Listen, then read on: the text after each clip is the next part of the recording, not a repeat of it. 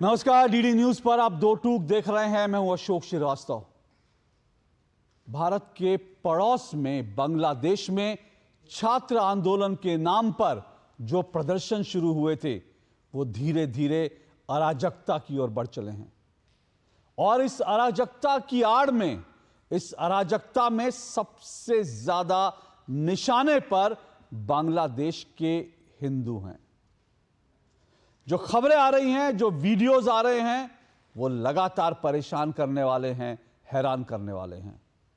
क्योंकि जो आंदोलनकारी ये मांग कर रहे थे कि शेख हसीना को हटाया जाए, सरकार को बर्खास्त किया जाए, संसद भंग की जाए, आंदोलनकारियों की वो सभी मांगे, लगभग सभी मांगे स्वीकार कर ली जा चुकी हैं।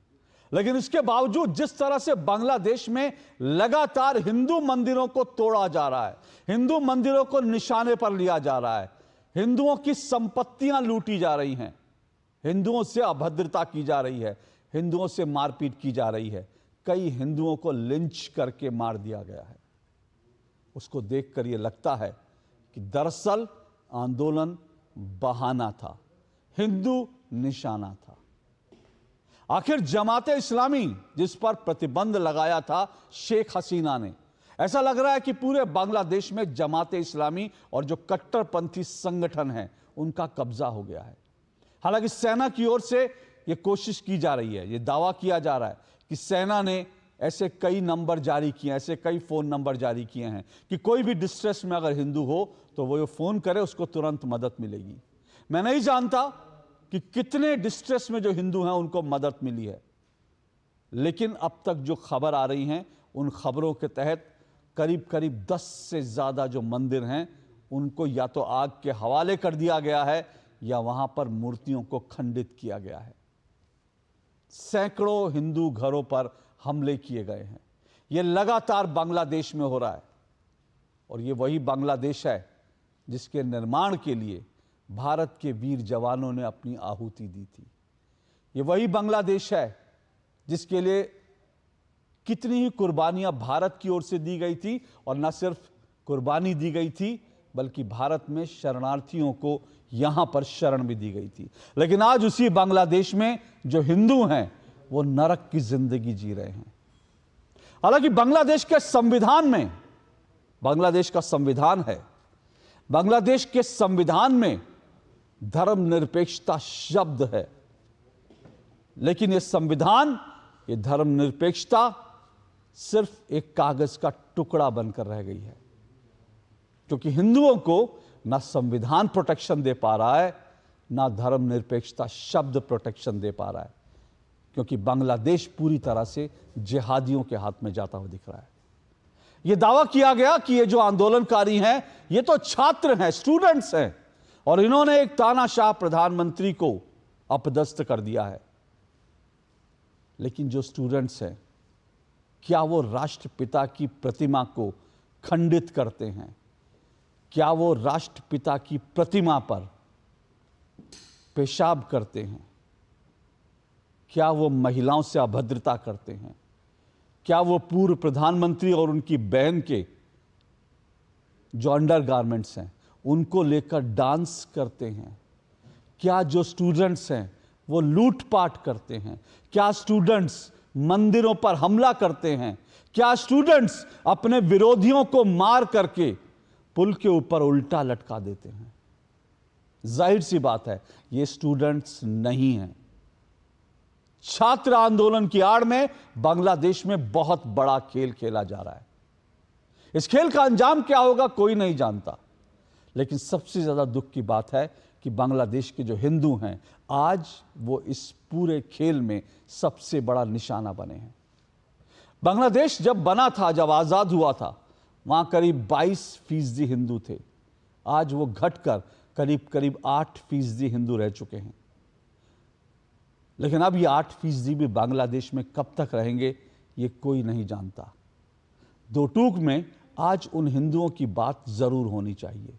इसलिए होनी चाहिए क्योंकि जब भारत का बंटवारा हुआ था तो एक तरफ पाकिस्तान और दूसरी तरफ पूर्वी पाकिस्तान जो आज बांग्लादेश है, वहां बहुत से हिंदू फंस कर रह गए थे क्योंकि जिन्होंने भारत के नक्शे में बंटवारे की लाइन खींची थी वो दिल्ली में बैठे थे, लेकिन दूर पेशावर में या फिर ढाका में जो हिंदू हैं, वो हिंदू कैसे अपने आप को सुरक्षित रखेंगे। दिल्ली में जिन्होंने बंटवारे के कागजों पर दस्तखत किए, उन्होंने इस बारे में सोचा भी नहीं था, चिंता भी नहीं की थी। और जो लोग फंस गए वो आज भी भुगत रहे हैं, एक तरफ पाकिस्तान में, एक तरफ बांग्लादेश में। पंडित जवाहरलाल नेहरू भारत के पहले प्रधानमंत्री ने जब 15 अगस्त 1947 को अपना पहला भाषण दिया था, जिसे ट्रस्ट विद डेस्टिनी कहा जाता है, नियति से साक्षात्कार कहा जाता है, उस भाषण में उन्होंने कहा था कि जो लोग आजादी का जश्न नहीं मना पा रहे हैं, जो लोग पाकिस्तान के दो छोर पर, दो हिस्सों में फंस गए हैं, उनके लिए हम लोग सदा तत्पर रहेंगे। लेकिन सवाल यह है कि आज जो लोग फंस गए हैं उनके लिए हम क्या कर रहे हैं। ये तमाम सवाल आज देश में उठ रहे हैं। हालांकि सरकार, केंद्र सरकार इस पर पूरी तरह से स्थिति पर निगाह रखी हुई है। आज दिन भर बैठकों का सिलसिला चलता रहा। आज सरकार की तरफ से तमाम विपक्षी दलों को इस पूरे मामले में सबको बुलाया गया, सबको फीडबैक दिया गया, जानकारी दी गई कि बांग्लादेश के मामले में भारत क्या कर रहा है। दूसरी तरफ संसद भवन में भी, राज्यसभा में भी विदेश मंत्री एस जयशंकर ने इस मसले पर सरकार की तरफ से बयान रखा। भारत इस पूरे मामले पर निगाह रखे हुए है। भारत जो कर सकता है वो जरूर कर रहा है, लेकिन भारत में कुछ ऐसी ताकतें हैं जो बांग्लादेश में जो दंगे फसाद हो रहे हैं, बांग्लादेश में जिस तरह से हिंदुओं को निशाना बनाया जा रहा है, उसका जश्न मना रहे हैं। भारत में ऐसी ताकतें हैं जो इसका जश्न मना रही हैं, और उन्हें लगता है जो बांग्लादेश में हुआ वो भारत में भी होना चाहिए। और इन्हीं लोगों को देखकर मुझे याद आता है, जनरल बिपिन रावत, पूर्व सेनाध्यक्ष, ने कहा था कि भारत को 2.5 मोर्चे के युद्ध के लिए हमेशा तैयार रहना चाहिए। ये 2.5 मोर्चे का युद्ध है, एक तरफ चीन, एक तरफ पाकिस्तान, और आधा मोर्चा वो उन हिंदुस्तानियों का जो भारत में बैठते हैं, भारत का खाते हैं, लेकिन भारत के खिलाफ जहर उगलते हैं। यही वो लोग हैं जो भारत में, बांग्लादेश में जो कुछ हो रहा है इसको एंजॉय कर रहे हैं और उम्मीद जता रहे हैं कि बांग्लादेश में जो हुआ उसी तरह से यहां भी हो, ताकि लोकतांत्रिक तरीके से जो सत्ता उन्हें नहीं मिली है वो सत्ता वो अराजकता से हासिल कर लें। कौन लोग हैं ये? आज दो टूक में उन पर भी चर्चा होगी। ऐसे तमाम सवाल हम उठाएंगे, बांग्लादेश के हालात पर चर्चा करेंगे, वहां के हिंदुओं के सामने अब क्या विकल्प है उस पर चर्चा करेंगे, और साथ साथ भारत में बैठे आस्तीन के जो सांप हैं आज उन पर भी दो टूक चर्चा होगी। इससे पहले आगे बढ़ूं, आपको दिखाता हूं इस मसले पर जो आज ऑल पार्टी मीट हुई उसके बाद, और साथ साथ विदेश मंत्री ने इस पूरे मसले पर क्या कुछ कहा, जरा सुनिए इसे।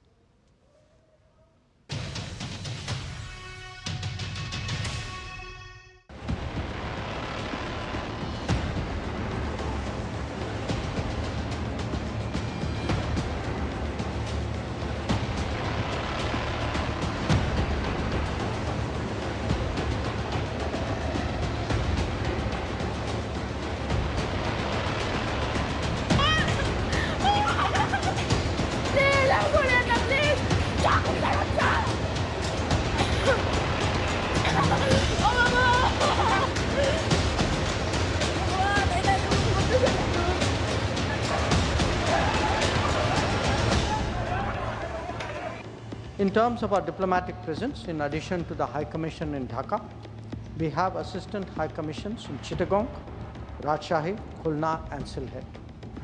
It is our expectation that the host government will provide the required security protection for these establishments. We look forward to their normal functioning once the situation stabilizes. In the last 24 hours, we have also been in regular touch with the authorities in Dhaka. What was particularly worrying was that minorities, their business, businesses and temples also came under attack at multiple locations. We are also monitoring the situation with regard to the status of minorities. There are reports of initiatives by various groups and organizations to ensure their protection and well-being. We welcome that, but will naturally remain deeply concerned till law and order is visibly restored. Our border guarding forces have also been instructed to be exceptionally alert in view of this complex situation. It's a good step that the External Affairs Ministers who are briefing all party leaders. We welcome that move on part of the External Affairs Minister. We are completely with the government as far as national security and the safety of our citizens are concerned. What's happening in Bangladesh is very worrying. It's not just, we can't just say that it's merely a toppling of an unpopular government. It seems to be something more deeper than that. The safety of our citizens, the safety of our borders is very, very important. मुझे पूरी उम्मीद है कि हमारे prime minister, हमारे MEA Jaishankar जी पूरे घटनाक्रम पर बीते कई हफ्तों से जो चल रहा था उस पर नज़र बनाए रखे होंगे। मेरा मानना है कि इस मल्टी लेयर्ड आर्किटेक्चर को समझते हुए हमारी सरकार जो भी निर्णय लेगी हम उसके साथ हैं। बांग्लादेश में जो कुछ हो रहा है उसमें सबसे ज़्यादा असुरक्षित वहाँ के हिंदू भाई हैं। लगभग 13 मिलियन के आसपास हिंदू वहाँ पे, 1 करोड़ से ज़्यादा हिंदू वहाँ पे हैं। और जिस तरीके से कल हमारे मंदिरों को जलाया गया, काली मंदिर जलाया गया, उसके बाद इस्कॉन मंदिर को जलाया गया, दो जो वहाँ के हिंदू काउंसलर थे उनकी हत्या कर दी गई और बाकी हिंदुओं का सरेआम लिंचिंग हो रही है। लगभग 27 जिले ऐसे हैं जहाँ पर हिंदुओं पर लगातार हमले हो रहे हैं। तो ऐसे माहौल में जब वहाँ का पूरा हिंदू समाज असुरक्षित है तो निश्चित तौर पर ये पूरा हिंदुस्तान के हिंदुओं को वेदना दे रहा है, हमको पीड़ा हो रही है। ऐसे में हम सरकार से अपेक्षा करते हैं कि बांग्लादेश के उत्पातियों को सख्त वार्निंग दी जानी चाहिए। जो बांग्लादेश में चल रहा है उसका प्रभाव देश में भी पड़ेगा। हमारा बॉर्डर नेशन है, हमारा बॉर्डर शेयर करते हैं। एक तरफ पाकिस्तान ऑलरेडी है, दूसरी तरफ बांग्लादेश में अगर अनारकी होती है तो ये देश के लिए ठीक नहीं है। एज अ सिचुएशन इवॉल्व्स, उम्मीद करते हैं कि वहाँ पे किसी तरीके की स्थिरता आएगी, क्योंकि ये अस्थिरता पूरे साउथ एशिया के लिए ठीक नहीं है और ख़ास करके भारत के लिए तो बिल्कुल ही ठीक नहीं है। 3-4 दिनों से जो बांग्लादेश में हिंदुओं की निर्मम हत्याएं हो रही हैं, उनके मकान जलाए जा रहे हैं, उनके प्रतिष्ठान लूटे जा रहे हैं, ये सभी भारतीयों के लिए चिंता का विषय है। मुझे खुशी है कि भारत सरकार इस बारे में बिल्कुल सतर्क भी है और यहाँ के लोगों का वहाँ से संपर्क भी है।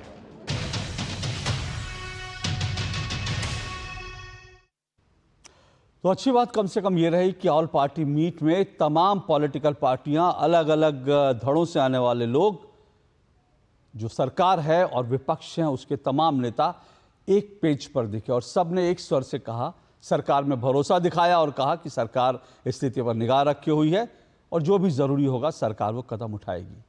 हालांकि इन्हीं पॉलिटिकल पार्टियों के कुछ नेता, जिनका इस तरफ इशारा मैंने शुरू में किया, वो जिस तरह से भड़काऊ ट्वीट कर रहे हैं, जिस तरह से लोगों को भड़का रहे हैं, वो शर्मनाक है। उसको देखकर मालूम यकीन नहीं होता कि उन्हीं पॉलिटिकल पार्टियों के नेता हैं जो ऑल पार्टी मीट में जाते हैं तो कुछ बोलते हैं और जब वापस पार्टी मुख्यालय में पहुंचते हैं तो उनके सुर क्या हो जाते हैं।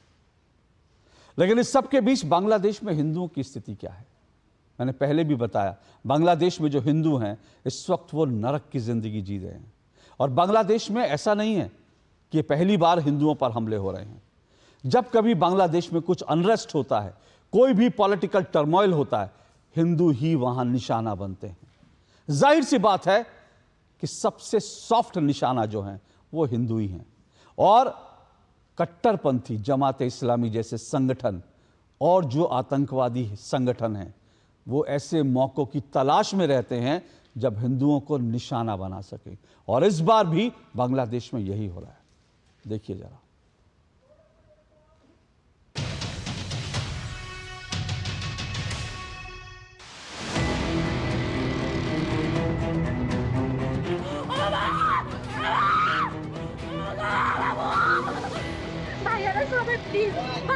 প্রত্যেকটা দোকান লুটপাট হচ্ছে, আপনারা চলে আসেন প্লিজ। সে তার ব্যবসার প্রতিষ্ঠান, আমার ভাই একজন ডাক্তার, ছোট টাকার ছেলে, তার chamber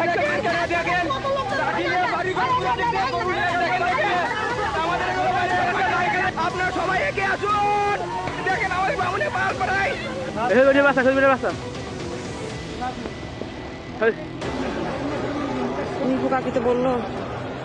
Yesterday is a very bad situation.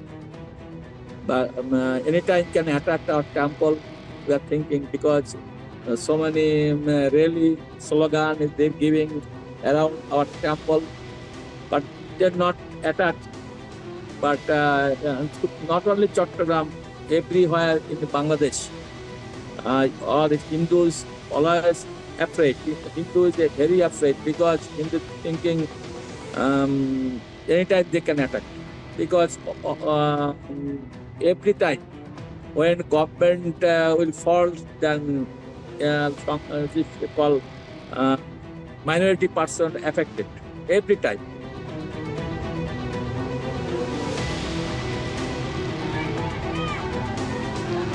দেখেন কিভাবে আক্রমণ হলে আমার, দেখেন দেখেন সংখ্যালঘুদের কেমন আক্রমণ।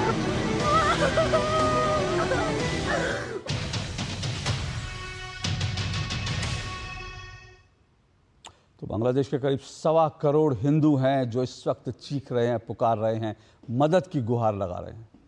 भारत तमाम स्थिति पर निगाह रखा हुआ है, लेकिन फिर कह रहा हूं कि ये अब जो कुछ हो रहा है वो छात्र आंदोलन तो नहीं है, वो जिहादियों का उग्र प्रदर्शन है और निशाने पर हिंदू हैं। इन सब पे चर्चा करेंगे आज। मेरे साथ आज की डिबेट में जो 4 मेहमान जुड़ रहे हैं, आइए चारों मेहमानों का परिचय करवा दूं। मेरे साथ तोहिन सिन्हा जुड़ चुके हैं। तोहिन सिन्हा बीजेपी के नेता हैं, बीजेपी के प्रवक्ता हैं तोहिन सिन्हा। मेरे साथ किशोर तिवारी जी जुड़ चुके हैं, शिवसेना उद्धव ठाकरे के वो वरिष्ठ नेता हैं किशोर तिवारी जी। विनोद बंसल जी मेरे साथ जुड़ चुके हैं, विश्व हिंदू परिषद के राष्ट्रीय प्रवक्ता हैं। मौलाना साजिद रशीदी मेरे साथ जुड़े हैं, वो इस्लामी मामलों के जानकार हैं। आप चारों मेहमानों का बहुत बहुत शुक्रिया। मैं शुरुआत तोहिन सिन्हा जी आपसे कर रहा हूँ। तोहिन सिन्हा जी, जिसका मैंने शुरुआत में ही जिक्र किया, भारत के पहले प्रधानमंत्री पंडित जवाहरलाल नेहरू, उनका भाषण ट्रस्ट विद डेस्टिनी में उन्होंने कहा था, हम हमारे उन भाइयों और बहनों के लिए भी चिंतित हैं जो राजनीतिक सीमाओं यानी बंटवारे, राजनीतिक सीमाओं के कारण हमसे कट गए हैं और जो दुर्भाग्यवश वर्तमान में मिली स्वतंत्रता की खुशियों को साझा नहीं कर सकते हैं। चाहे कुछ भी हो जाए, वे हमारे हैं और हमारे रहेंगे। हम उनके अच्छे या बुरे वक्त में समान रूप से भागीदार होंगे। ये भारत के पहले प्रधानमंत्री ने देश से, दुनिया से वादा किया था कि पाकिस्तान में और बांग्लादेश में जो हिंदू हैं उनके साथ हम हमेशा रहेंगे। इस वक्त उन हिंदुओं को भारत की मदद की ज़रूरत है। भारत क्या कुछ कर रहा है? नमस्ते अशोक जी, आपने नेहरू जी का ये स्पीच जो है मुझे सुनाया या बताया। नेहरू जी एक स्टेट्समैन थे, हालांकि उनकी कथनी और करनी में बहुत अंतर होता था, लेकिन फिर भी वो स्टेट्समैन थे। आप सोचिए, वहां से लेकर कांग्रेस पार्टी की आज की यात्रा, जहां प्रियंका गांधी को गाजा में क्या हो रहा उसकी चिंता है, लेकिन आज तक पिछले 10 वर्षों में कांग्रेस पार्टी ने कभी भी पाकिस्तान या बांग्लादेश में अल्पसंख्यकों के साथ क्या हो रहा है उसकी परवाह नहीं की। यहां तक कि सीएए को भी अपोज किया। जहां तक मौजूदा स्थिति का सवाल उठता है, देखिए निश्चित रूप से ये एक अप्रत्याशित स्थिति है, ये एक अननेचुरल स्थिति है जिसके लिए आप पहले से तैयारी नहीं कर सकते। लेकिन जैसा कि आज एक्सटर्नल अफेयर्स मिनिस्टर जयशंकर जी ने सदन में बताया, हम पूरी तरह से सिचुएशन को मॉनिटर कर रहे हैं। हम इंश्योर कर रहे हैं कि हिंदुओं को और जो जितने भी इंडियंस वहां पर हैं, कुछ 20,000 थे, 7,000 वापस आ चुके हैं पिछले कुछ दिनों में, जो 13,000 वहां पर हैं, उनकी सुरक्षा हेतु हम पूरी तरह से प्रतिबद्ध हैं। ये एक इवॉल्विंग सिचुएशन है अशोक जी, तो पूरी तरह जब तक ये डिटेल्स जो हैं आधिकारिक सूत्रों से नहीं आती हैं, मेरे लिए इस पर कमेंट करना उचित नहीं होगा। लेकिन हमने अपनी प्रतिबद्धता, जहां भी भारतवासी, जहां भी भारतीय मूल के लोग संकट में थे, भले वो यूक्रेन में था, भले वो इजराइल में था, किसी भी देश में, भारत की ये सरकार, मोदी जी की सरकार हमेशा उनके साथ विकट स्थितियों में खड़ी रही है और तीव्र गति से कार्य करके उनकी सुरक्षा को, उनको महफूज करने का कार्य हमने किया है। तो नेहरू जी ने जो कहा था, देखिए उनकी कथनी और करनी में बहुत अंतर था।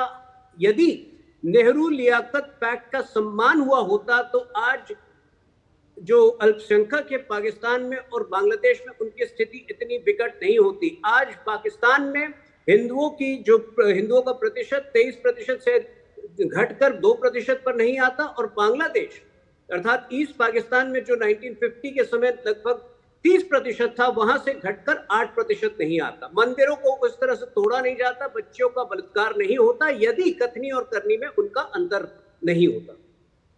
आपने प्रियंका गांधी वाड्रा की बात की तो जाहिर सी बात है, उनका एक लंबा ट्वीट मैंने भी देखा था जो उन्होंने गाज़ा के लिए किया था, फिलिस्तीन के लिए किया था, गाज़ा के लिए किया था। उन्होंने कहा था ये बर्बरता है, उनको दर्द हुआ था फिलिस्तीन और गाज़ा के लिए। अच्छी बात है, लेकिन ये दर्द एक तरफा क्यों होता है? पंडित नेहरू के भाषण को प्रियंका गांधी वाड्रा और राहुल गांधी को भी सुनना चाहिए कि पंडित नेहरू ने उन भाई बहनों के लिए क्या कहा था जो आज पाकिस्तान में और बांग्लादेश में हैं, जिनको आपने विभाजन के दस्तखत पर, विभाजन के कागज पर दस्तखत करते हुए, जिनके बारे में आपने 1 मिनट भी नहीं सोचा कि उनका भविष्य क्या होगा। आज वो सब हिसाब मांग रहे हैं। लेकिन प्रियंका जी को गाज़ा की चिंता है, लेकिन बांग्लादेश में जो हिंदुओं के साथ हो रहा है उसकी उनको चिंता नहीं है। किशोर Tiwari ji, all party meet हुई, बड़ा अच्छा लगा, सब लोग एक सुर में बोल रहे थे, सब पार्टियों ने कहा कि उनको भरोसा है। लेकिन मैंने शुरू में कुछ आस्तीन के सांपों का जिक्र किया था। मैं किसी नेता के लिए शब्द का प्रयोग नहीं करूंगा क्योंकि मेरी ऐसी हैसियत नहीं है, देश के बड़े बड़े नेता होते हैं। लेकिन आपके नेता संजय राउत, उन्होंने कहा कि बांग्लादेश में तानाशाही का अंत हो गया है और भारत को भी इससे सीखना चाहिए। भारत को क्या सबक लेना चाहिए बांग्लादेश से? देखिए, मैं पहले तो मेरी पार्टी के जो प्रमुख है उद्धव जी की चिंता यहाँ पे जाहिर करता हूँ कि जो वहाँ पे 1,30,00,000 हिंदू है वो असुरक्षित है। वहाँ हिंदुओं पे अटैक हो रहा है जिससे हम चिंतित है और हम भारत सरकार से कहते हैं कि हिंदुओं की संपत्ति का और हिंदुओं के जान माल का बचाव होना चाहिए। और दूसरी बात मैं कहता हूँ कि शेख हसीना जो थी, उन्होंने वहाँ पर धर्मनिरपेक्षता बहुत कुछ जपी थी और भारत के एक मित्र राष्ट्र पर ऐसी अस्थिरता आना गलत है। और भारत का वो ट्रेड नेशन है और अमेरिका के बाद हम ही उनसे ज़्यादा व्यापार करते हैं। और भारत से जो मित्र राष्ट्र था वो बांग्लादेश है। तो अशोक श्रीवास्तव जी, यह मामला राजनीति के बहुत बाहर है। अब बात थी कि वहाँ के चुनाव अनफेयर हुए, वहाँ के चुनाव में दूसरी पार्टियां लड़ी नहीं, लेकिन जिस प्रकार से वहाँ पर आज जो परिस्थिति है, तो अशोक श्रीवास्तव जी, मैंने मेरे दोस्तों से बात की, मैं खुद भी जाके आया था, तो जिस प्रकार के माहौल है 72 घंटे अगले बहुत गंभीर होने वाले हैं।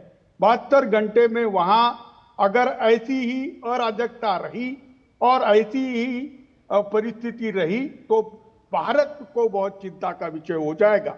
मैं बता रहा हूं कि आपने देखा कि वहां 30% से अब हम 8% पे आए हैं। तो ये 22% जब आए थे, 71 और 75 वालों को हमने हमारे महाराष्ट्र में रखा था, मध्य प्रदेश में रखा था, इतना क्या नील आइलैंड पे भी रखा था।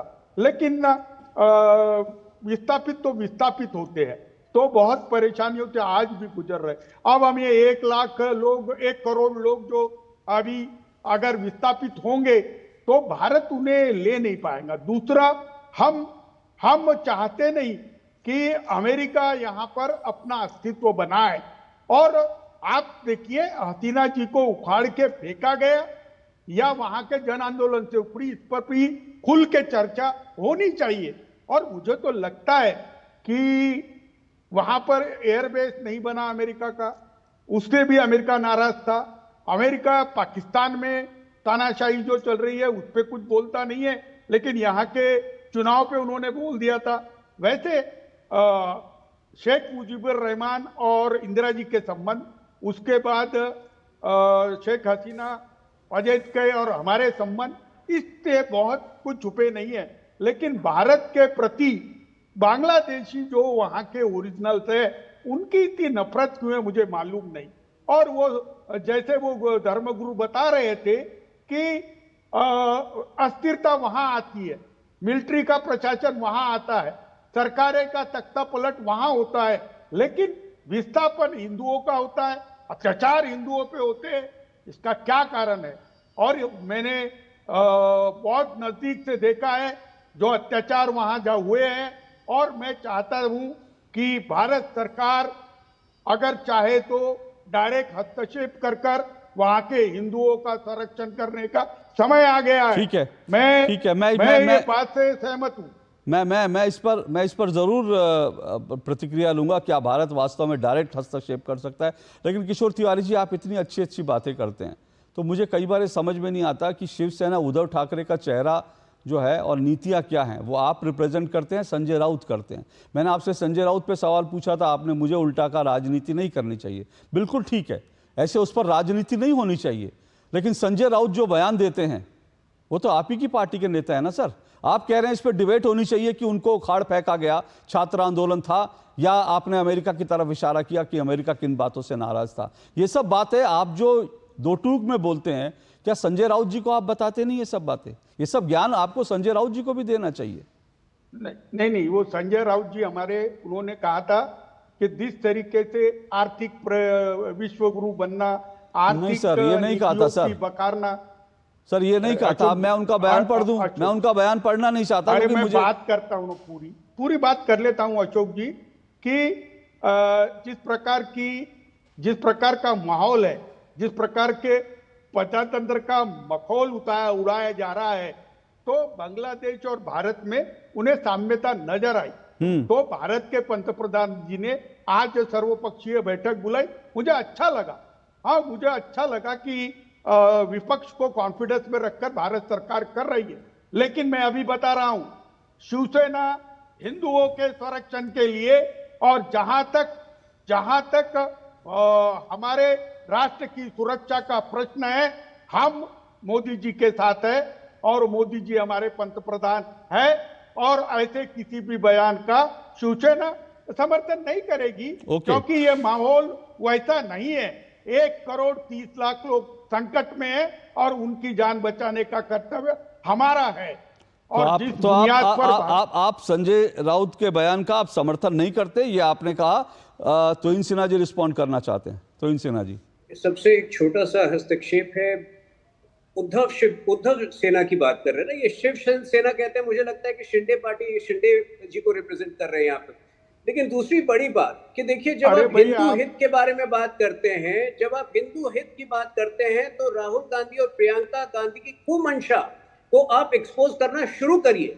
देखिए अशोक जी, ये तो एक बात होगी कि जिस प्रकार से ये लोग गाजा के पक्ष में बोलते हैं और कभी भी हिंदू हित में बात नहीं की, लेकिन दूसरी बात, चूंकि इस डिबेट का वो विषय नहीं है, जिस प्रकार से उसी तरह से जिस प्रकार से बांग्लादेश में हुआ है, भारत के एलओपी जो है, वर्तमान एलओपी ने पिछले 2 साल में एक डिक्टेटर की छवि जबरदस्ती बनाने की कोशिश की है। प्रधानमंत्री की यूके में जाकर, यूएस में जाकर देश को बदनाम करने की कोशिश की है ये। और विशेष तौर पर जो 30-31 मार्च 2024 का उनका बयान था कि बीजेपी जीतेगी तो आग लग जाएगा, ये भी बहुत गहरी चिंता का विषय है। और मेरे ख्याल से उद्धव सेना को इस पर भी स्टैंड लेना चाहिए। क्या उद्धव सेना इस तरह की भाषा का सपोर्ट करती है? बोलिए किशोर तिवारी जी।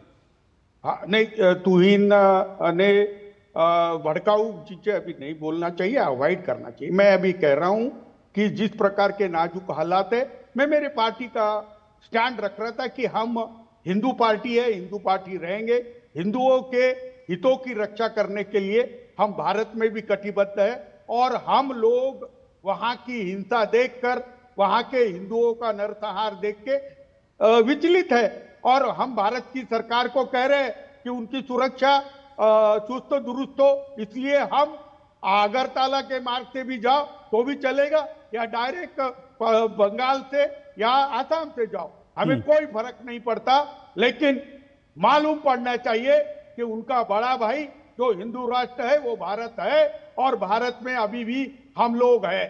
अशोक जी ये बात सर अच्छे आप से अब जानी आप चाहिए। मेरी भावनाओं को जो है ना भड़काने की कोशिश कर रहे हैं जब आप कह रहे हैं भारत हिंदू राष्ट्र है, जब आपने हिंदू राष्ट्र कह दिया तो मुझे लगता है कि ये जो है राहुल गांधी को आपको ज़रूर बताना चाहिए, क्योंकि राहुल गांधी कहते हैं हिंदू हिंसक है। मेरा आज का विषय नहीं है, लेकिन आपने कहा भारत हिंदू राष्ट्र है, तो मुझे लगता है कि इससे मुझे तो क्या चिंता होगी, इससे शायद मौलाना साजिद रशीदी परेशान होंगे, बाकी तो दोनों मेहमानों को चिंता नहीं होगी। और शायद राहुल गांधी आपके इस बयान से ज़रूर परेशान हो अगर आप कह रहे हैं भारत हिंदू राष्ट्र है तो। चलिए, मेरा आज का विषय ये नहीं है, लेकिन आपने जो बयान दिया उस पर मेरी टिप्पणी थी। लेकिन मौलाना साजिद रशीदी जी, ये जो कुछ हो रहा है वहाँ पर, इसमें बार बार जमाते इस्लामी का नाम आ रहा है और कट्टरपंथी संगठनों का नाम आ रहा है। अब ये छात्र आंदोलन तो नहीं है, क्योंकि छात्र आंदोलन होता तो मेरे पास ये तस्वीर है जिसमें जो स्टूडेंट्स हैं, जो अपने आप को स्टूडेंट्स कहते हैं, मैं ज़्यादा तस्वीरें दिखा नहीं सकता, कुछ तस्वीरें इतनी विभत्स हैं, लोगों को मारकर जिस तरह से लटका रखा है, जिस तरह से मारा जा रहा है, जैसे तालिबान करता है, जैसे आतंकी संगठन ISI करता है, उस तरह की कुछ तस्वीरें वो तो नहीं दिखा सकता। लेकिन मेरे पास एक तस्वीर है जिसमें ये लोग तालिबान का झंडा लहरा रहे हैं। तो जाहिर सी बात है मंशा कुछ और थी, आड़ स्टूडेंट्स की ली गई। क्या मंशा कुछ और थी? देखिए, बांग्लादेश में जो भी कुछ हो रहा है, चाहे वो छात्रों की तरफ से हो या उसमें दूसरे लोग भी हों, ये बड़ा दुर्भाग्यपूर्ण है। जिस मंशा को लेकर उन्होंने आंदोलन किया, अगर उसी बात पर रहते तो समझा जाता कि हाँ, इनका ये आंदोलन किसी नतीजे पे पहुंचेगा या पहुंचने वाला है।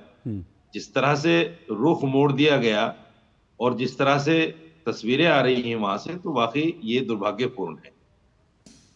लेकिन मैं आपसे एक बात कहना चाहता हूं सर, आज ये विषय हमारा ऐसा नहीं है कि हम इस पर बात करें कि हिंदू मुसलमान, हमें बड़ी गंभीरता के साथ में इस विषय को लेना चाहिए और बड़े ही सतर्कता चौकन्ना होकर इस बात पर बात करनी चाहिए। कोई ऐसी बात ना निकले कि कोई भी आहत ना हो, क्योंकि हिंदुस्तान में जो मुसलमान हैं, एक भी मुसलमान ने उनके साथ खड़ा होने की या उनकी तरफदारी करने की या उनके साथ उनके इस कृत्य को अच्छा कहने की बात नहीं कही है, किसी ने नहीं कही।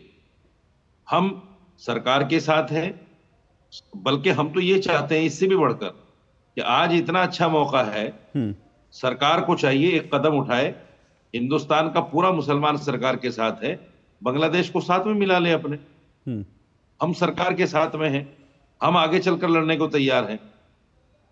आज जो जरूरत है वो सरकार के साथ खड़े होने की ही है। आज ये जरूरत नहीं है कि हम इस पर बात करें कि मुसलमान क्या करता है, हिंदू क्या करता है और आतंकवादी कौन नहीं है। इस पर बात करने की बात ही नहीं है। इस पर जो अभी बात करेगा, कुछ चैनलों ने इस तरह की अफवाहें फैलानी शुरू कर दी कि साहब यहाँ का मुसलमान उनके साथ खड़ा हुआ दिख रहा है, उनकी बातें कर रहा है। आपने भी कुछ इस तरह की बातें की। मैं नहीं मानता कि इस तरह की बातें आज के वक्त में इन हालात में हमें करनी चाहिए, क्योंकि हमें अपने घर के सभी लोगों को एक साथ एकजुटता के साथ अपने साथ रखना चाहिए। मुल्क के हालात अगर खुदा न खास्ता हमें बांग्लादेश की तरफ जाना पड़ा उसको लेने के लिए, तो हमें सबकी जरूरत पड़ेगी। साजिद जी, ऐसा नहीं है कि सिख उससे अलग रहेगा, मुसलमान उससे अलग रहेगा, ईसाई अलग रहेगा। नहीं, ठीक हम है, सब एक साथ हैं। आपकी बात से मैं पूरी तरह से इत्तेफाक रखता हूं साजिद जी, और मैं इस पूरे मामले में कोई हिंदू मुस्लिम करने का पक्षधर नहीं हूं। लेकिन मैंने शुरू में आस्तीन के सांप बोला था, और जो आस्तीन के सांपों का जो जिक्र है, मेरे पास उन आस्तीन के सांपों का कच्चा चिट्ठा है सर पूरा। और ये आस्तीन के सांप सिर्फ मुसलमान नहीं है। मैं नहीं कह रहा कि इन आस्तीन के सांपों में मुसलमान हैं, इन आस्तीन के सांपों में वामपंथी भी हैं, कुछ ऐसे पत्रकार भी हैं जो अपने आप को पत्रकार कहते हैं, विचारक कहते हैं, वो मुसलमान नहीं है। मैं तो इन आस्तीन के सांपों की बात कर रहा हूं। मैं एक एक पढ़ना शुरू करूंगा तो मतलब रूह कांप जाएगी कि ये लोग किस किस तरह की चीजें जो है लिख रहे हैं। उदाहरण के लिए आपको सिर्फ एक बता दूं, और मैं कह रहा हूं कि इसमें हिंदू मुस्लिम दोनों हैं। ये देखिए, एक मेरे पास ट्वीट का स्क्रीनशॉट है। ये सज्जन ये अपने आप को पत्रकार कहते हैं, इनका नाम वाजिद खान है, शायद वाजिद खान, जी हाँ, रियल वाजिद खान नाम से इनका ट्विटर हैंडल है। ये वाजिद खान ये अल जजीरा के लिए काम करता है, पत्रकार। और आप समझ सकते हैं ये आस्तीन का सांप कैसे है। इसका क्या ट्वीट है, ये बांग्लादेश के उस पर ट्वीट करता है, सब ताज उछाले जाएंगे, सब तख्त गिराए जाएंगे, बस नाम रहेगा अल्लाह का, इस्लामिक मूवमेंट। ये आस्तीन के सांप नहीं तो कौन है सर? आपने बड़ी अच्छी बात की, लेकिन आप अपने विचारों से मिला लीजिए। और मैं फिर कह रहा हूं, मेरे पास ऐसे उन लोगों के भी ट्वीट्स हैं, उन लोगों के भी स्क्रीनशॉट हैं जो हिंदू हैं, मुसलमान नहीं है, सिर्फ मोदी से नफरत के चलते, सिर्फ सत्ता उनके हाथ में नहीं है, इस नफरत के चलते वो लोग आज जो कुछ लिख रहे हैं उन्हें मैं आस्तीन का सांप कहूंगा। और मैं फिर कहूंगा, आपने कहा बांग्लादेश को साथ लेना पड़ा, मुझे नहीं मालूम इसमें कैसे जो आप कह रहे हैं वो बात कितनी हकीकत होगी और कितनी फसाना होगी, लेकिन आपको जब आगे बढ़ेंगे किसी भी देश के खिलाफ, किसी भी मुल्क के खिलाफ, जब आपकी सेना बढ़ेगी ना, तो ये आस्तीन के सांप सबसे पहले अंदर डस रहे होंगे। जब तक आप इन आस्तीन के सांपों का इलाज नहीं करेंगे, सर एक मिनट, जब तक, और फिर कह रहा हूं मैं हिंदू मुस्लिम लाइन पे बात नहीं कर रहा हूं, जब तक आप इन आस्तीन के सांपों का इलाज नहीं करेंगे तब तक आप चीन, पाकिस्तान या बांग्लादेश के मोर्चे पे क्या लड़ेंगे? क्योंकि आस्तीन के सांप तो आपको अंदर ही अंदर डस रहे हैं। देखिए अशोक जी, मैं सिर्फ इस बात का पक्षधर हूं, हमारे विचार अलग हो सकते हैं, पूजा पद्धति अलग हो सकती है, बिल्कुल ठीक है, लेकिन बात जब देश पर आए तो हम एक हैं। अगर कोई दूसरे सुर में बात करता है तो वो देश हित में नहीं है, वो देश का गद्दारी हो सकता है। इसलिए मेरा मानना यह है कि वो कोई भी हो, मुसलमान हो, हिंदू हो, आज अगर देश के साथ नहीं खड़ा है तो मैं समझता हूं कि वो असली अपने मुल्क का वफादार नहीं है। लेकिन मैं फिर इस बात को कहना चाहता हूं, इन बातों के करने का वक्त आज नहीं है। आज हमें सिर्फ ये बात करनी है कि हमें आगे बढ़कर अपने मुल्क में शांति रहे, कोई किसी तरह की स्थिरता ना हो, बांग्लादेश से कुछ लोग जानबूझकर माइग्रेट ना कर जाएं, और बांग्लादेश की जो स्थिति है उस पर जिस तरह से सरकार का पूरा नियंत्रण है, जिस तरह से सरकार पूरे तौर से देख रही है, वो हमें पूरा यकीन है कि हमारी सरकार उस पर बहुत जल्दी काबू भी पा लेगी, मुझे पूरा यकीन है। आपको मैं एक बात कहना चाहता हूं अशोक जी, जब कारगिल की जंग हुई थी, देखिए मैं कुछ भी कहूं टीवी पर बैठकर, मेरे आपके विचार अलग हो सकते हैं, लेकिन कारगिल की जंग में मैं अकेला आदमी था जिसने मुख्तार अब्बास नकवी के साथ मिलकर एक प्रेस कॉन्फ्रेंस की थी, और हमने इजाजत मांगी थी कि सरकार हमें इजाजत दे, हिंदुस्तान के इमाम पाकिस्तान के खिलाफ जाकर लड़ने को तैयार है सरहद पर। जब देश की बात आएगी तो हम सरकार के साथ हैं, अपने हिंदू भाइयों के साथ हैं, अपने मुल्क के साथ हैं। लेकिन अगर कोई आज के वक्त में भी टीका टिप्पणी करे और इस तरह की बातें करे जिससे कहीं ना कहीं कोई आहत हो, तो मैं समझता हूं कि ये अच्छी बात नहीं। साजिद रशीदी जी, आपकी भावनाओं का सुनिए, आपकी भावनाओं का पूरा सम्मान है, और आप जो कह रहे हैं मुझे उस पर अच्छा लग रहा है कि आप जैसी आवाज आज मेरे कार्यक्रम में जुड़ी है। मुझे कोई इस पर ऐतराज नहीं, हम लोग आपस में बहुत बार लड़ते हैं और ऐसे मौके आते हैं, आगे भी हम लड़ेंगे। लेकिन जो बात आप कह रहे हैं ना, मैं फिर यही कह रहा हूं, मैं कोई हिंदू मुस्लिम करने का पक्षधर नहीं हूं, मैं कतई हिंदू मुस्लिम, लेकिन मैं फिर कह रहा हूं ना, मैं आस्तीन के सांपों को आस्तीन का सांप ही कहूंगा सर, क्योंकि मालूम है ये लोग जो लिख रहे हैं उसको पाकिस्तान उठाता है, पाकिस्तान अपने अखबारों में लिखता है कि भारत में देखिए, भारत में भी बांग्लादेश के तरह जा रहा है। जो पाकिस्तान के अखबार लिखते हैं वो ये लिखते हैं, और जो ये लिखते हैं वो पाकिस्तान के अखबार छापते हैं। तो अगर कोई व्यक्ति इस तरह की बात कर रहा है, जो भारत के खिलाफ, जो भारत से दुश्मनी रखने वाला मुल्क है, अगर उसका वो फायदा उठा रहा है, तो मैं उनको आस्तीन के सांप को आस्तीन का सांप ही कहूंगा। यहां मेरी आपसे विचार मतभिन्नता हो सकती है, चाहिए इस पर, मुझे ऐसे लोगों पर सरकार को कार्रवाई करनी चाहिए। ठीक है, बहुत अच्छी बात है, मैं आऊंगा उस पर। एक छोटा सा मुझे ब्रेक लेना है। विनोद बंसल जी, आपके पास भी आऊंगा उसके बाद, तुरंत बाद, और तुहिन जी कुछ रिएक्ट करना चाहते हैं उस पर भी आऊंगा, लेकिन इस छोटे से ब्रेक के बाद। MDH का किचन किंग किचन में हो तो हम सब कुछ बना सकते हैं, बैंगन का भरता, आलू गोभी, भिंडी मसाला और भी बहुत कुछ। MDH। अरे क्या हो गया, पूरा का पूरा गांव यहाँ आ गया। भैया इसी हाथ से चारा खिलाते हो, तभी तो आपके गाय भैंसों की ब्याज सबसे ज्यादा है। पगले, ये चमत्कार इस हाथ का नहीं, हाथ में जो कपिला पशु आहार है उसका है, जो पशुओं की सेहत अच्छी रखता है और ब्याज भी बढ़ाता है। कपिला, देश का नंबर 1 पशु आहार। बात जब पीढ़ियों के लिए बनने वाले घर की हो, तो जिम्मेदारी बड़ी हो जाती है। गैलेंट समझता है ये जिम्मेदारी। अब डबल एम रिब्स के साथ गैलेंट एडवांस TMT रीबार, निर्माण का रियल हीरो। माई भाई, मैंने भी इस बार SIP करके म्यूचुअल फंड में पैसे डाले।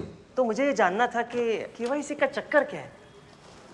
म्यूचुअल फंड सही है .com या अपने म्यूचुअल फंड की वेबसाइट पे जाओ, पैन नंबर डालो और सिर्फ इतना दे कि तुम्हारा KYC स्टेटस रजिस्टर्ड है या वैलिडेटेड। रजिस्टर्ड हो तो आधार और पैन कार्ड के साथ अपना KYC वैलिडेट करो, जरूरी है और ज्यादा वक्त भी नहीं लगता। और वैलिडेटेड हो तो सही है। सही है। म्यूचुअल फंड निवेश बाजार जोखिमों के अधीन है। योजना से जुड़े सभी दस्तावेजों को ध्यान से पढ़ें। इतनी सी सैलरी में घर की EMI कैसे भरूंगी? काश तुमने जाने से पहले टर्म लाइफ इंश्योरेंस लिया होता। पॉलिसी बाजार पे 1 करोड़ का टर्म लाइफ इंश्योरेंस सिर्फ 470 रुपए महीने से शुरू। गोल्डी छोले मसाले, जहाँ जाए रिश्ते बनाए। जहाँ जाए रिश्ते बनाए, गोल्डी मसाले।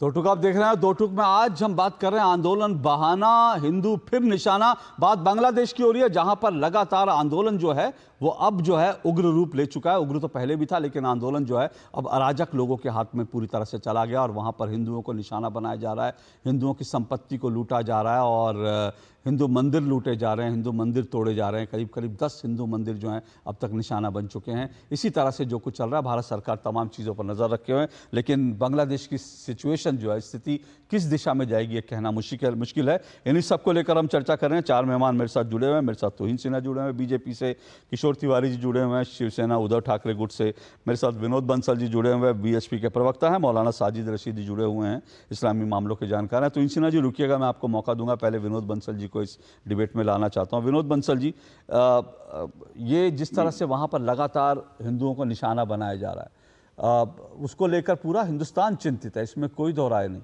और ये आंदोलन में बार बार जो है वहाँ पर जिस तरह से हिंदू निशाना बन रहा है, उसके पीछे आखिर सोच कौन सी है? देखिए, सोच जो है वो कट्टरपंथ और अलगाववाद, हिंसा और जिहादी आतंकवाद, मुझे लगता है 3 चीजें बड़ी महत्वपूर्ण हैं।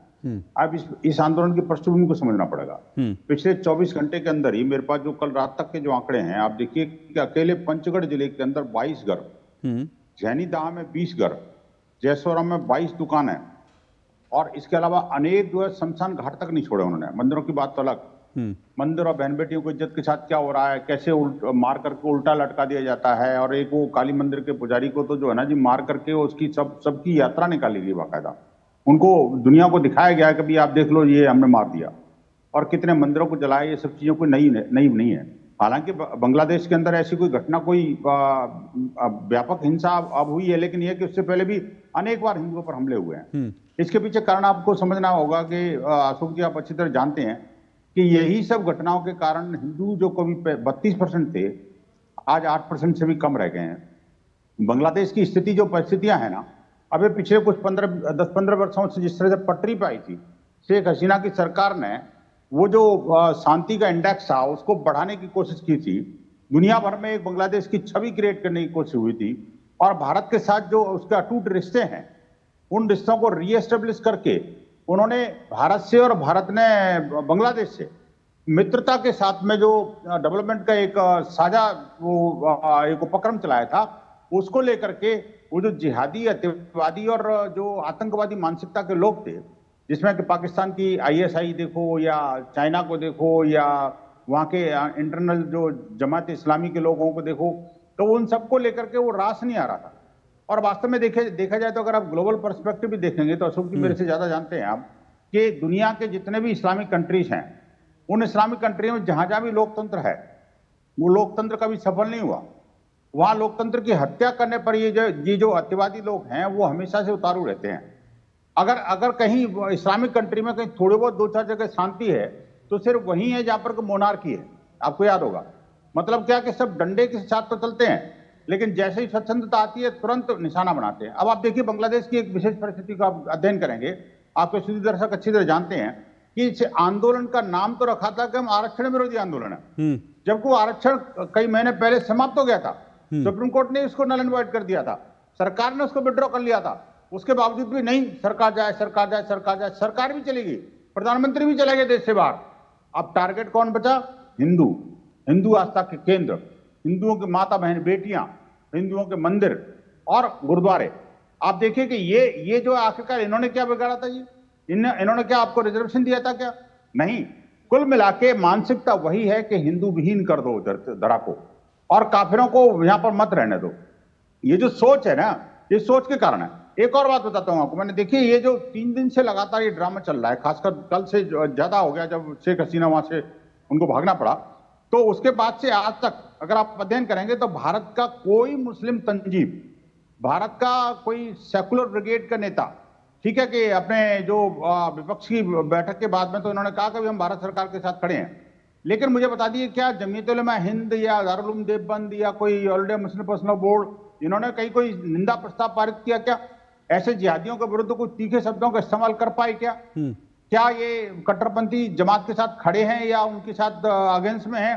इसका कोई स्पष्टीकरण दे पाए क्या? नहीं। क्यों? क्योंकि आखिरकार ये जो कन्निवेंस है ना जी, जो आप कह रहे हैं ना कि वो आस्तीन के सांप में नहीं कहूंगा इनको, क्या कहेंगे ये आपको सीधी दर्शक अच्छी तरह जानते हैं, लेकिन कुल मिला के ये तो समझना पड़ेगा ना कि आखिरकार जो घटनाक्रम जो घटा है अगर निंदनीय है तो उसकी निंदा करने में आपको शर्म क्यों आती है भाई? मैं कहता हूं विश्व हिंदू परिषद दुनिया के किसी भी कोने में कोई भी हिंदू पीड़ित और प्रताड़ित है उसके साथ दृढ़ता के साथ खड़ा है। हम प्रत्येक हिंदू की रक्षा के लिए प्रतिबद्ध हैं। इसीलिए हमने कल रात से ही लगातार वहां एक हेल्पलाइन नंबर भी चलाया, उसके बाद वहां से लोगों से संपर्क भी बना के रखा। आज सुबह माननीय अध्यक्ष आलोक कुमार जी ने प्रेस कॉन्फ्रेंस भी करके और भारत सरकार और विश्व समुदाय से कहा है कि आखिरकार जब हिंदुओं का एक्सोडस होता है, हिंदुओं पर जब हमले होते हैं, हिंदुओं को जब मारा पीटा जाता है, तभी विश्व समुदाय और यूएनएचआरसी और यूएनओ और ये जब किस बिल में सो जाते हैं। ये बड़ी विचित्र बात है। और आप देखिए कि ये कहना कि भाई सारे विपक्षी लीडर एक साथ हैं, मैं कहता हूं ठीक है, ऐसा होना भी चाहिए। देश सर्वोपरि है तो सबको एक साथ रहना चाहिए, लेकिन क्वेश्चन ये है कि अभी भी किसी के मुंह से ये नहीं निकला कि ये जो एंटी-सीए कानून था, सिटीजनशिप अमेंडमेंट एक्ट था, वो अब ठीक था, उसकी उपादेयता समझ में आनी चाहिए ना उनको अभी। अब तो कम से कम ये कहना चाहिए हाँ हम गलत समझ रहे थे, ये कानून अब अच्छा है और इसको बल्कि 2014 से बढ़ाकर के 2024 तक लेके आना पड़ेगा, जिससे कि कम से कम जितने भी प्रताड़ित और पीड़ित हिंदू समाज है या जो पीड़ित अल्पसंख्यक समाज है इन तीनों देशों में, उनको भारत लाया जा सके। और एक और बात इसमें अंत में ये कहूंगा कि मैं तो ये कहूंगा कि उनको लाने की आवश्यकता नहीं है। मैं तो करबद्ध प्रार्थना करता हूं सबसे कि भगवान उनकी सबकी सुरक्षा वहीं करे, जिससे वो जड़ों से जुड़े रहें और अपनी धरती के प्रगति में भी सहभागी बने। लेकिन अगर किसी तरह से इस तरह का उत्पीड़न बर्दाश्त चलता रहा तो निश्चित रूप से वर्ल्ड कम्युनिटी को खड़ा होना पड़ेगा। हम दृढ़ता के साथ उन प्रत्येक पीड़ित परिवार के साथ खड़े हैं। ठीक है, सभी लोग रिस्पॉन्ड करना चाहते हैं, लेकिन मैं पहले साजिद रशीदी जी को एक सवाल के साथ मैं मौका दूंगा, फिर मैं किशोर तिवारी जी और तुहिन सिन्हा जी आपके पास आऊंगा। साजिद रशीदी जी, हम अक्सर देखते हैं और ये ठीक बात है, मुझे उसमें आज इस पे एतराज़ करने का मुझे कोई मतलब नहीं है। जो लोग गाज़ा पर लगातार बोलते हैं, बाकी चीज़ों पर बोलते हैं, जो लोग कोई छोटी सी घटना होती है, मुझे लगता है कि जो विश्व हिंदू परिषद का विनोद बंसल जी का दर्द है। क्या आपको नहीं लगता कि इस तरह से जो तमाम मुस्लिम तंजीमें हैं, उनको भारत की जो मुस्लिम तंजीमें हैं, कम से कम उनको आकर एक जॉइंट स्टेटमेंट करना चाहिए कि भाई ये इस्लाम नहीं कहता, ये इस्लाम नहीं है जिस तरह से आप मंदिरों पर हमला कर रहे हैं, वो कर रहे हैं, इस तरह से आप इस्लाम को बदनाम ही कर रहे हैं, आप इस्लाम के लिए कुछ सेवा नहीं कर रहे। इस तरह के बयान क्यों नहीं सुनाई देते हैं? अशोक जी, कल से जितने लोग भी टीवी डिबेट में मुसलमान बैठ रहे हैं, सब निंदा कर रहे हैं। अगर नजर ना आए किसी को तो हम उसको नहीं कह सकते भाई आपको नजर क्यों नहीं आया, सब निंदा कर रहे हैं। ऐसा कुछ नहीं कि इसके बारे में बाकायदा ज्वाइंट प्रेस कॉन्फ्रेंस होगी। हर आदमी टीवी पर बैठकर भी उर्दू अखबारात आप उठा के देख लीजिए, बहुत लोगों के निंदा प्रस्ताव हैं कि भाई ये गलत हो रहा है, ऐसा नहीं होना चाहिए। आप म्यूट हो गए साजिद रशीदी जी, आप म्यूट हो गए साजिद रशीदी जी, साजिद रशीदी जी आप म्यूट हो गए। चलिए मैं एक छोटा सा ब्रेक ले लेता हूँ, ब्रेक के बाद आता हूँ। साजिद रशीदी जी आप म्यूट हो गए, अपनी ओर से अनम्यूट करने की कोशिश कीजिएगा। मैं अगर मेरी एंड से दिक्कत है तो मैं इसको ठीक करूंगा इस छोटे से ब्रेक के बाद। बढ़िया है, प्राकृतिक हल्दी मिर्ची धनिया नहीं, मिर्ची धनिया हल्दी MDH।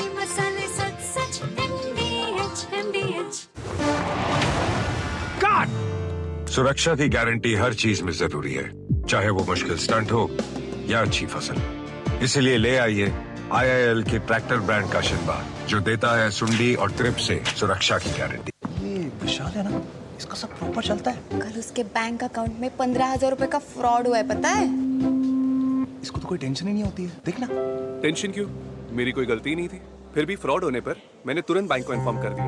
RBI कहता है अगर आपके अकाउंट से किसी ने धोखे से पैसे निकाले हैं तो बैंक को जल्द से जल्द इन्फॉर्म कीजिए। 3 दिन के अंदर इन्फॉर्म किया तो कोई नुकसान नहीं होगा। जितना लेट करोगे उतना ज्यादा नुकसान। और सुन, सब चलता नहीं है, प्रॉपर चलाना पड़ता है। RBI कहता है जानकार बनिए, सतर्क रहिए। बात जब पीढ़ियों के लिए बनने वाले घर की हो तो जिम्मेदारी बड़ी हो जाती है। गैलेंट समझता है ये जिम्मेदारी। अब MM रिब्स के साथ गैलेंट एडवांस TMT रीबार, निर्माण का रियल हीरो। वो मिस्टर विकास की फाइल आप पॉलिसी बाजार। मैम, आपका हेल्थ इंश्योरेंस क्लेम अप्रूव हो गया है। अब आप सर को घर ले जा सकती हैं। क्लेम के टाइम पे हमेशा आपकी हेल्प को तैयार। पॉलिसी बाजार, 1 करोड़ का हेल्थ इंश्योरेंस सिर्फ 390 रुपए महीने से शुरू। गोल्डी छोले मसाले, जहाँ जाए रिश्ते बनाए। जहाँ जाए रिश्ते बनाए, गोल्डी मसाले। चलिए, दो टूक आप देख रहे हैं। दो टूक में हम आज बांग्लादेश की बात कर रहे हैं। बांग्लादेश में जिस तरह से आंदोलन जो है वो वहाँ पर अब आंदोलन एक नई शक्ल अख्तियार कर रहा है। वहाँ तमाम जो हिंदू हैं उनको निशाना बनाया जा रहा है, हिंदू मंदिरों पर हमला हो रहा है, उसी में मैं चर्चा कर रहा हूँ। लेकिन इसमें एक बात और मैं साथ साथ जोड़ दूँ, उसके बाद मेहमानों की तरफ भी आता हूँ। ये पहला, मैं बार बार कह रहा हूँ, बांग्लादेश में हमेशा ही कट्टरपंथी जब कभी मौका लगता है वो हमेशा हिंदुओं को ही निशाना बनाते हैं। उनका टारगेट सिर्फ यही होता है, क्योंकि शायद उनकी कोशिश यही है कि बांग्लादेश को हिंदुओं से पूरी तरह से मुक्त कर दिया जाए। और इसीलिए जो है CA जैसे कानून को लाने की ज़रूरत पड़ी। जिस इस्कॉन मंदिर पर अभी हमला हुआ, वो पिछले 4 साल में तीसरी बार उस इस्कॉन मंदिर पर हमला हुआ है। सोचिए, 4 साल में तीसरी बार 2021 में, 2022 में और अब 2024 में 4 साल में 3 बार हमले का शिकार हुआ। 2021 से पिछले 9 सालों में, 2021 से पहले के 9 साल अगर आप देखेंगे तो एक आंकड़ा है, वो ये कहता है 3679 हिंदुओं पर जो हमले हुए हैं वो वहाँ रजिस्टर्ड हुए हैं, जिसमें 1678 हमले जो हैं वो सिर्फ और सिर्फ मंदिरों पर हुए हैं पिछले 9 साल में। और ये भी मैं आपको बता दूं कि इसके साथ साथ अगर मैं आबादी की बात मैं पहले भी कर चुका हूं, और मुस्लिम आबादी जो वहां है वो 76% से बढ़ के 91% हो चुकी है। हिंदू आबादी घटकर 8% से भी कम पर आ गई है। और हिंदू अमेरिकन फाउंडेशन का एक आंकड़ा है, वो ये कहता है 1964 से लेकर 2013 तक 1 करोड़ 10 लाख हिंदू बांग्लादेश छोड़ चुके हैं। 1 करोड़ 10 लाख हिंदू बांग्लादेश छोड़ने पर मजबूर हुए हैं। और अनुमान है कि हर साल 2,30,000 हिंदू बांग्लादेश छोड़ देते हैं, क्योंकि वहां पर जिहादी उनको निशाना बनाते हैं। तो इनसे ना जी,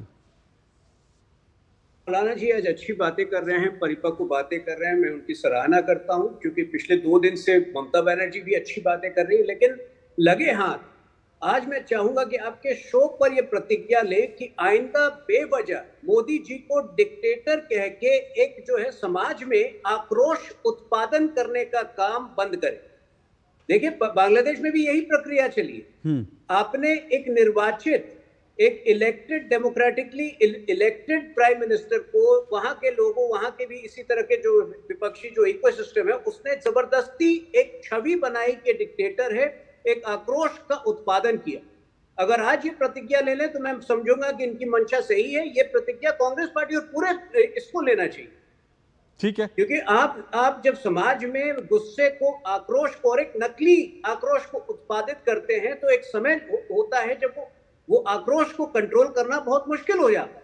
और तब ऐसी छवियां आती हैं जब आप देखते हैं कि आंदोलन के नाम पर जो है युवा शेख हसीना के घर जाकर पता नहीं क्या क्या लेकर जो है वो खुशियां मना रहे हैं, और लोग उसको कह रहे हैं कि डेमोक्रेसी की लड़ाई।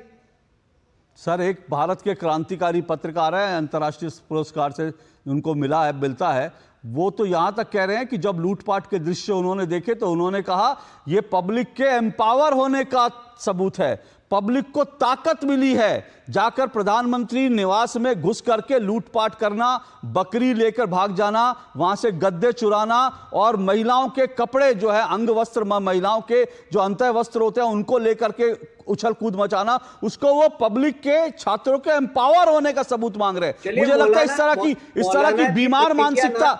तरह की बीमार मानसिकता के लोग भी हिंदुस्तान में हैं। लेकिन आपने जो सवाल, जी देखिए अशोक जी, कांग्रेस तो है नहीं, मैं आ रहा हूं साजिद जी, प्रतिज्ञा नहीं ले, लेकिन कम से कम तिवारी जी को जो है आज ये सुधार करनी चाहिए कि बेवजह किसी को डिक्टेटर बोलना अब बंद करे। ठीक है साजिद जी, आपका साउंड में कुछ प्रॉब्लम आ रही है, मैं आ रहा हूं आपके पास भी, 1 मिनट। इनका साजिद जी का जरा ऑडियो ठीक करवाइए, प्रॉब्लम आ रही है। लेकिन किशोर तिवारी जी, ये बात तो सही है कि वहां पर भी एक जो है मैन्युफैक्चर किया गया था पूरी तरह से। आपने खुद अभी कहा कि भाई वो भारत का मित्र राष्ट्र, चुनी हुई प्रधानमंत्री, उनके खिलाफ एक जो है मैन्युफैक्चर किया गया स्टूडेंट्स का गुस्सा कि देखो तानाशाह। वही चीजें तो आप हिंदुस्तान में भी करते हैं। भाई साउंड दीजिए। हाँ जी, बोलिए। देखो, मुझे बात करने दो भैया कि एक ऐसी बात है कि वहां पे भी विपक्ष के नेताओं को जेल में डाल दिया गया। विपक्ष ने चुनाव पे बहिष्कार किया गया। 2 बार तो शेख हसीना चुन के आई, पर तीसरी बार जनादेश जबरन लाया गया, ऐसी वहां इकोसिस्टम थी। और दूसरा, भारत के अंदर भी मोदी जी के, देखिए मैं पहले क्लियर कर रहा हूं, मोदी जी की कार्य पद्धति और आर्थिक नीतियों का हम विरोध करते हैं, लेकिन जब विदेश नीति का सवाल आता है तो हम उनके साथ हैं। अभी मैं बोलता हूं, मौलाना, मैं साजिद रशीदी जी को सुन रहा था, भारत के अंदर जितने मुसलमान हैं वो सब इस बात का समर्थन नहीं कर रहे हैं, लेकिन जिस प्रकार से विश्व हिंदू परिषद विरोध भी नहीं कर रहा भाई। अरे किसने विरोध किया, बताओ जरा, नाम बता दीजिए टीवी चैनल के अलावा। अरे भाई, ये मौलाना साजिद रशीदी जो बात कर रहे हैं उसी इसमें है कोई। अरे मौलाना की बात को कौन मानता है? मौलाना अगर मैं कहता हूं मौलाना अगर बोल देते हैं तो विनोद बंसल जी को रोको यार। 1 मिनट, मैं 1 मिनट रोक रहा हूं साजिद जी, 1 मिनट अभी विनोद बंसल जी। लेकिन मैं किशोर तिवारी जी, आपने एक बात की, मेरे पास समय कम है, जल्दी से मैं एक सवाल आपने जो बात की उसी में से मैं ले रहा हूं। आपको प्रधानमंत्री नरेंद्र मोदी का विरोध करना चाहिए, आप विपक्ष के नेता हैं, आपको विपक्ष में रहकर उनका विरोध करना है, मैं फिर कह रहा हूं, उसमें कोई एतराज नहीं है। लेकिन आपने कहा कि आप विदेश नीति पर साथ होते हैं, पर जब आपके गठबंधन के नेता राहुल गांधी विदेश पे जाते हैं और विदेश में जाकर ऐसा कहते हैं कि भैया विदेशी ताकतों को भारत में डेमोक्रेसी की स्थापना करने के लिए हस्तक्षेप करना चाहिए, तब फिर आप लोग उनका विरोध क्यों नहीं करते? ये आंख मूंद करके, पट्टी बांध करके तब आप लोग क्यों बैठे रहते हैं? ऐसी चीजों का भारत के बाहर जाकर के जब भारत की विदेशी ताकतों को भारत में हस्तक्षेप करने का न्योता दिया जाता है, तब कम से कम आप जैसी राष्ट्रवादी पार्टियों को तो विरोध करना चाहिए ना। आपने अशोक जी बहुत चुस्त दुरुस्त बात की, लेकिन मैं एक शिवसेना पार्टी का प्रवक्ता हूं। जिस दिन मैं कांग्रेस का प्रवक्ता बन जाऊंगा तो राहुल जी को भी बताऊंगा और आपका सर नहीं, मैं तो कह रहा हूं शिवसेना के प्रवक्ता होकर अगर आप विरोध करेंगे ज्यादा प्रभावी होगा। राहुल गांधी कांग्रेस के किसी प्रवक्ता की हैसियत है कि राहुल गांधी के ऊपर बोल ले, लेकिन आप शिवसेना के प्रवक्ता होकर आप कहेंगे कि राहुल जी आप ये गलत कर रहे हैं, तो राहुल गांधी, आप लोगों ने आखिर वीर सावरकर पर चुप कराया ना राहुल गांधी को। राहुल गांधी वीर सावरकर को राहुल गांधी आए दिन गालियां देते थे, आपने कहा हम गठबंधन तोड़ देंगे, और राहुल गांधी की आज हिम्मत नहीं होती कि वीर सावरकर को गाली दे दे। उतने हिम्मत आप इसमें भी दिखाइए कि राहुल जी हम आपके साथ हैं, लेकिन अगर विदेशी धरती पर जाकर भारत की डेमोक्रेसी को बदनाम करेंगे तो हम गठबंधन, एक बार आप बताइए, उसके बाद राहुल गांधी की हिम्मत पड़े तो देखिए। नहीं, जरूर आपने मुझे कहा, और भारत की छवि अंतर्राष्ट्रीय स्तर पर बिगड़नी नहीं चाहिए, लेकिन भारत के भी प्रजातांत्रिक मूल्यों की भारत ठीक है, उससे मैं विरोध होना चाहिए, उससे मैं विरोध नहीं करता। एक बात मैं बता रहा हूं, मैं बीजेपी के प्रवक्ता और विश्व हिंदू प्रवक्ता से ये विनती करना चाहता हूं कि अपने देश में बांग्लादेश तरीका माहौल बने, ऐसा मत करो। ठीक है, ओके, ओके, मेरे पास समय बिल्कुल नहीं है। विनोद बंसल जी 30 सेकंड में सिर्फ। देखिए अगर कोई ऐसे सपने पाले बैठा है कि भारत का माहौल बांग्लादेश जैसा बन जाएगा, तो मुझे लगता है वो अपने दिवा स्वप्न त्याग दे। ठीक है, चाहे वो जिहादी हो या जिहादियों के पैरोकार संगठन। नंबर 1। नंबर 2 इज दैट कि मैं ये कहना चाहता हूं, आखिरकार वो जो जमात इस्लामी है, वो जमीयत उलेमा हिंद और ये जमात के लोग हैं, आखिरकार ये इनका नेक्सस कौन नहीं जानता? इस नेक्सस को भी तोड़ना पड़ेगा। ओके, ठीक है, मौलाना साजिद रशीदी को कौन नहीं जानता? ठीक है, ठीक है, लेकिन हाँ, जमाते भारत में जमीयत उलमा हिंद को कम से कम विरोध करना चाहिए। मुझे लगता है कि लिखित प्रस्ताव पारित करना चाहिए, वो नहीं हुआ। साजिद जी माफी चाहता हूं, आपके साउंड में कुछ प्रॉब्लम थी, मैं आपके पास दोबारा नहीं आ सका, लेकिन आज फिलहाल मेरे पास वक्त भी इतना ही है। बहुत बहुत शुक्रिया। उम्मीद करेंगे कम से कम भारत की सभी आवाजें एक स्वर में बोलेंगी, और जो आस्तीन के सांप हैं, या तो उनके आवाज बदलनी चाहिए या उनका जो फन है वो कुचलने का वक्त आ गया है। बहुत बहुत शुक्रिया आज की डिबेट में। कल मुलाकात होगी। नमस्कार।